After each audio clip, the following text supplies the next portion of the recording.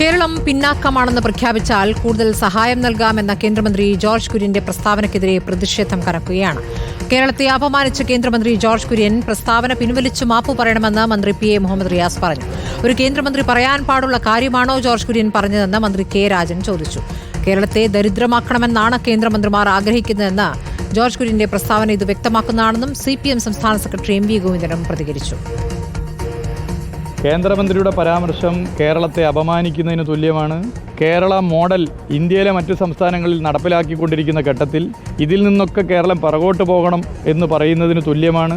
കേരളം കൂടുതൽ പ്രയാസത്തിലേക്ക് പോകണം എന്ന് ആഗ്രഹിക്കുന്നതിന് തുല്യമാണ്. അദ്ദേഹം സമൂഹത്തോട് മാപ്പ് പറയാൻ തയ്യാറാകും. ഒരു ജനാധിപത്യ രാജ്യത്ത് പറയാൻ ജനപ്രതിനിധികൾ പാടുള്ള കാര്യമാണോ ഇത്? രാജ്യത്തിൻ്റെ ഭരണഘടന ഉറപ്പ് കൊടുക്കുന്ന ഫെഡറലിസത്തെക്കുറിച്ച് എന്ത് വിശ്വാസമാണ് ജനങ്ങൾക്ക് നിലനിർത്താനാവുക? കേരളത്തിനോടുള്ള ഒരു രാഷ്ട്രീയ വിരോധം കൂടി അതിലുണ്ട് എന്ന് ബഹുമാനപ്പെട്ട കേന്ദ്ര സഹമന്ത്രിയുടെ പ്രസ്താവന കൂടി നമ്മളെ ബോധ്യപ്പെടുത്തുകയാണ്.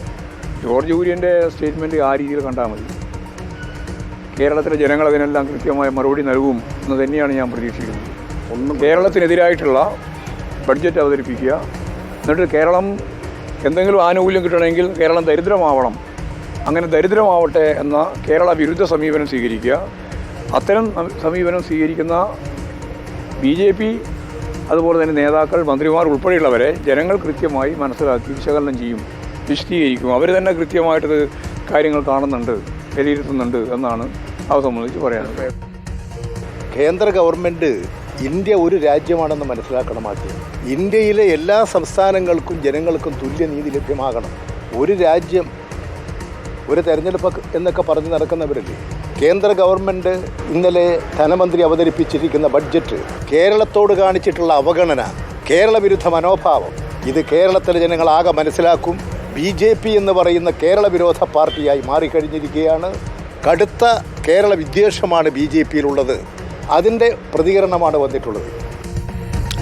ജേസൺ ചാമോളപ്പിലുണ്ട് വിവരങ്ങളുമായി. ജേസൺ, കേരളം പിന്നാക്കമാണെന്ന് പ്രഖ്യാപിക്കട്ടെ, അപ്പോൾ സഹായം കിട്ടും. റോഡില്ല, വിദ്യാഭ്യാസമില്ല എന്ന് പറഞ്ഞാൽ സഹായം തരാം എന്നാണ് ഇന്നലെ ജോർജ് കുര്യൻ പറഞ്ഞത്. അപ്പോൾ കേന്ദ്ര സഹമന്ത്രി പറഞ്ഞ കുഴപ്പത്തിലാക്കി എന്ന സംസ്ഥാന BJP ഘടകം മനസ്സിലാക്കുന്നുണ്ടോ? ഇതിപ്പോൾ വലിയ വിമർശനങ്ങൾ സംസ്ഥാനത്തെ വിവിധ മന്ത്രിമാരും CPM നേതൃത്വവും പ്രകടിപ്പിക്കുകയാണ്.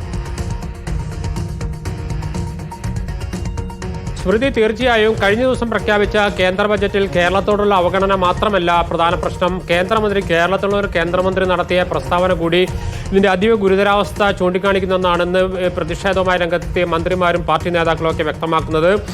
സത്യത്തിൽ അങ്ങനെ തന്നെയാണ് എന്നാണ് പൊതുവിലയിരുത്തലും. അതായത് കേരളം ദുർബലമാകുന്ന സാഹചര്യം ഉണ്ടായാൽ, അങ്ങനെ ഉണ്ട് എന്ന് നിങ്ങൾ ഉറപ്പു പറഞ്ഞാൽ അത്തരത്തിലുള്ള സഹായം ലഭിക്കുമെന്ന് പറയുന്ന ഒരു കേന്ദ്രമന്ത്രിയെ കേരളത്തിൽ അങ്ങനെ വെച്ചുപൊറിപ്പിക്കാനാകുമെന്നാണ് നേതാക്കൾ പറയുന്നത്. അതോടൊപ്പം തന്നെ കേരളം ദരിദ്രമാകണമെന്ന് ആഗ്രഹിക്കുന്നവർ എന്നുകൂടി ഇതിൻ്റെ അർത്ഥമുണ്ടെന്നുകൂടി റവന്യൂ മന്ത്രി ഉൾപ്പെടെയുള്ളവർ ഒന്ന് പ്രതികരിക്കുന്നു.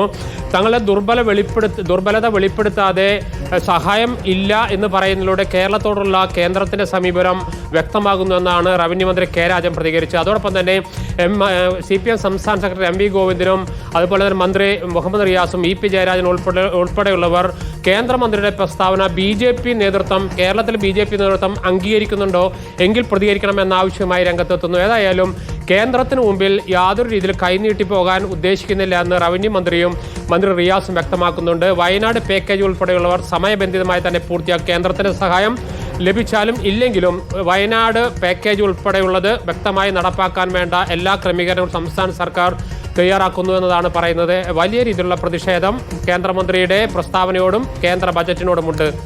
സ്മൃതി. ശരി, ജേസൺ ചാമോളപ്പിലാണ് വിവരങ്ങൾ നൽകിയത്. BJP സഹമന്ത്രിയുടെ പ്രസ്താവനയ്ക്കെതിരെ അതിശക്തമായ പ്രതികരണങ്ങൾ വന്നുകൊണ്ടിരിക്കുകയാണ് സംസ്ഥാനത്ത് നിന്നും.